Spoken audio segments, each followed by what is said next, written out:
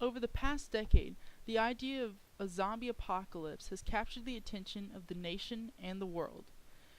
From humble beginnings to what we now know with The Walking Dead and World War Z, zombies have invaded the dark corners of horror classics and risen up as a part of pop culture.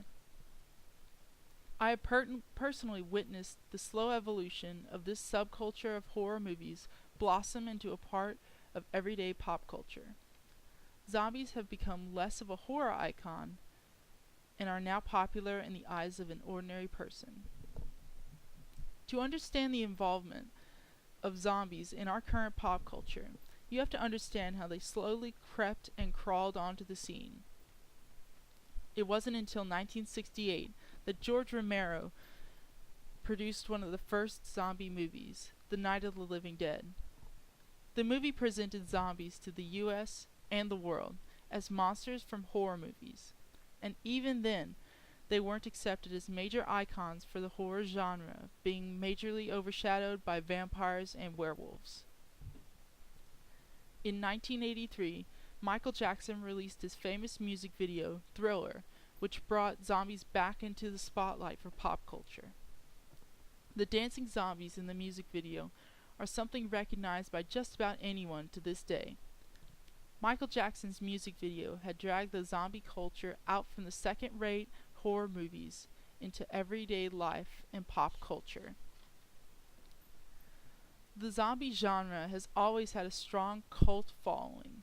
Movies like Evil Dead and Army of Darkness, as well as Dawn of the Dead, have a devoted audience despite their sometimes edgy and questionable movie quality.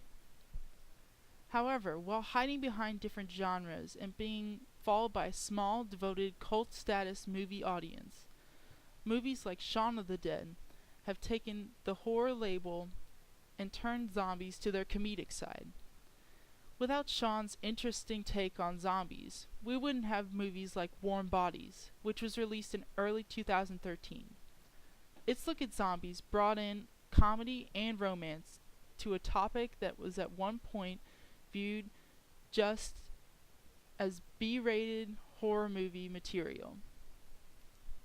A huge example of how TV and film has been affected by this shift in public interest in anything related to zombies is what we have witnessed in the AMC's The Walking Dead. Nielsen's statistics on the show prove that public interest in The Walking Dead is like no other in the public's eye today. The mid-season finale brought in 12.1 million viewers, which far surpasses most anything else on TV. More important to the future of zombie TV is the fact that the show's viewership in the 18 to 49 age bracket, which is a marketing sweet spot, tops all shows in that age group. Even football gets tackled by zombies. It is amazing to be able to walk up to complete strangers and talk about zombies because of their involvement in the TV show The Walking Dead. People who know nothing about anything in zombie culture now have been drawn into this culture of zombie movies and books. Zombies have suddenly become a part of pop culture in America and around the world. The introduction of The Walking Dead into the public's eye is interesting to watch because it has a much deeper meaning than a scary situation or a what-if scenario. It is something that allows everyday people to examine common morality in everyday life. It allows the average person to view a hard life-or-death situation and examine the thinking behind why we make moral choices and how that makes us different. When civilization has completely been stripped away, would people still make moral choices? By the newest season of The Walking Dead, focus has been taken away from the zombies and now focuses on the people. The show seems to look at how we deal with each other as human beings and what keeps us acting civil in very barbaric situations. The zombies are now more of a plot device than a pressing issue. Zombies have infiltrated our lives by other means besides our TV screens. Go onto YouTube and you will find events planned called zombie runs in the middle of major cities and towns across America. They are 5K obstacle courses with a zombie theme. People from around the country will volunteer their time and money to participate in these huge events because of the zombie theme that they find so interesting and alluring. Every year, the organization Zombie Run hosts 5K obstacle courses where participants run through a zombie-infested course to try to get through without being infected. Worldwide, there has been a series of flash mobs where the crowd will be walking to their intended destination, and then all of a sudden, they start to see zombies shuffling towards them. The groaning, moaning ghouls most of the time will stop and do different dances, the most popular being, of course, Thriller. Just a few months ago, a zombie flash mob hit St. Louis during their arts fair. These are common events that takes place on all corners of the country throughout the year and is evidence that the zombie culture is one that is seeping into all levels of our lives and is more than just affecting movies and TV shows.